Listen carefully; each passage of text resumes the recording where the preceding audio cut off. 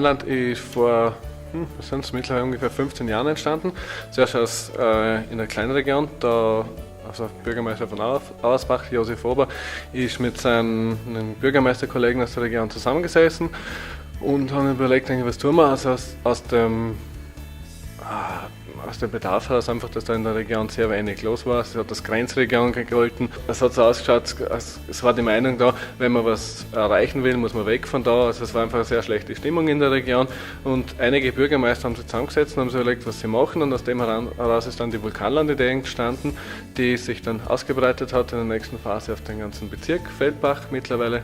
Dann war der Bezirk Radkersburg auch dabei. Mittlerweile sind es jetzt in der LIDA-Region 79 Gemeinden aus 4 Bezirken, die gemeinsam die Entwicklung in die Hand nehmen und im Prinzip das geschafft haben. Der größte Erfolg ist, glaube ich, einfach, dass sie es geschafft haben, dass es von der Grenzregion, von dem nicht, bei uns gibt es nichts, bei uns hat man nichts, dahin kommen sie an einen Punkt, dass es einfach eine innovative Zukunftsregion ist, die so wahrgenommen wird von den Leuten in der Region, aber auch außerhalb. Und das ermöglicht sehr, sehr vieles dann.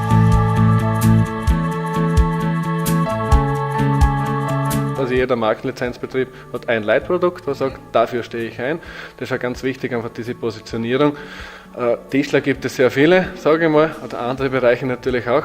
Und das einfach sagt, ich stehe für was ganz Besonderes. Und das kann ich besonders gut, das ist das Leitprodukt und darf dann die Markenlizenz in seinem Betrieb verwenden.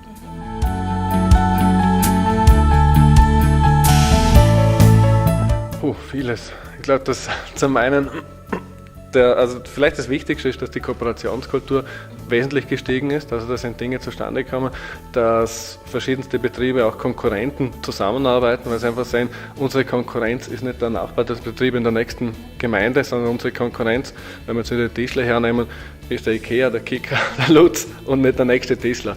Mit dem kann ich ruhig zusammenarbeiten oder auch da wie da, branchenübergreifend.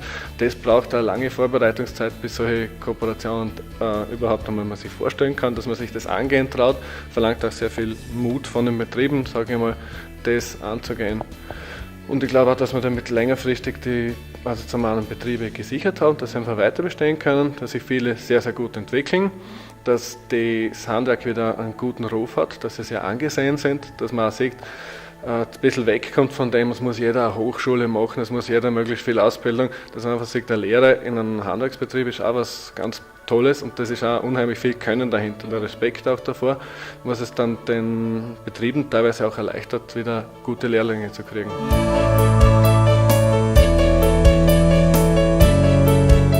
Ja, ich würde sagen, jeder Mitgliedsbetrieb ist einmal ein ganz wichtiger Werbeträger. Wir haben von Anfang an ganz stark auf Innenmarketing gesetzt. Das heißt, es war nie unser großes Bestreben und haben da kaum was ausgegeben, um irgendwann Inserate zu schalten, vor allem im Ausland oder über die Region hinaus, sondern es war einfach wichtig, dass wir in der Region zuerst schon mal die Akzeptanz da haben und mittlerweile haben wir eine sehr, sehr hohe Akzeptanz. Also die Markenbekanntheit Vulkanland in der Region liegt bei 97% ungefähr. Die Akzeptanz, also die Werte, die damit verbunden sind durchaus sehr, sehr positiv. Das heißt, es ist nicht nur bekannt, sondern es ist auch beliebt und die Leute nehmen das an als das ihre und damit sind 100.000 Einwohner, 100.000 Botschafter dieser Marke.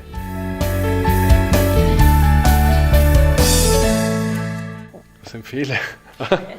Zum einen, ich glaube eben, dass es kein Projekt ist, sondern ein Prozess. Das ist für einen ganz wichtig. Prozess hat den Unterschied zu einem Projekt. Also Projekte sind normalerweise Dinge, die da haben 2-3 Jahre. Man hat ein Ziel und meistens ist dann so, dass man irgendwo in der Mitte von dem Projekt weiß, jetzt geht es bald am Ende zu und jetzt muss ich mich ums Nächste kümmern und damit ist die Aufmerksamkeit schon wieder weg und ich fange wieder was Neues an. Und nach 3 Jahren fange ich wieder was Neues an und nach 3 Jahren wieder was Neues. Dann habe ich den Effekt, wenn ich 15 Jahre so arbeite, habe ich viele Projekte abgewickelt, aber ich habe eigentlich nichts Langfristiges erreicht. Und mit dem Prozess versuchen wir, dass alle die verschiedenen Aktivitäten und auch Projekte in eine gemeinsame Richtung ziehen.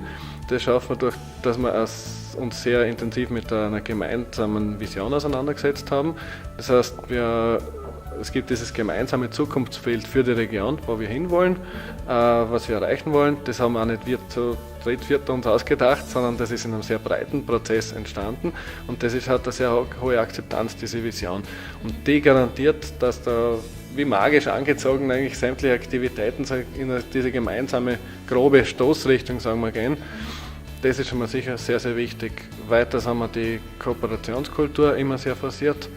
Also einfach das Miteinander können, das Miteinander arbeiten Vorteile bringt, das auch sehr stark immer kommuniziert. Also wenn es erfolgreiche Gruppenbildungen gibt, ist auch geschaut, dass das medial bekannt wird, dass es auch einfach dass es gute Beispiele als Vorbilder gelten.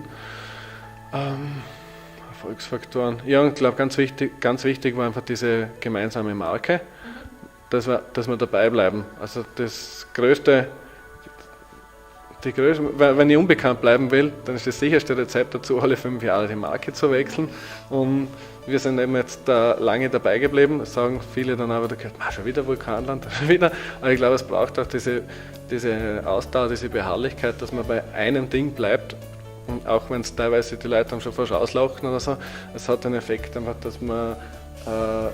dass es langfristig zieht und es braucht sehr, sehr viel Zeit, bis diese Dinge sickern. Also gerade bei einem Markenbildungsprozess habe ich vielleicht, muss ich damit rechnen, dass ich mal die ersten 3 bis 5 Jahre de facto kaum Rückmeldung habe. Und erst dann beginnt es zu sickern und dann habe ich dann auf einmal einen Effekt, dass auch das bekannter wird.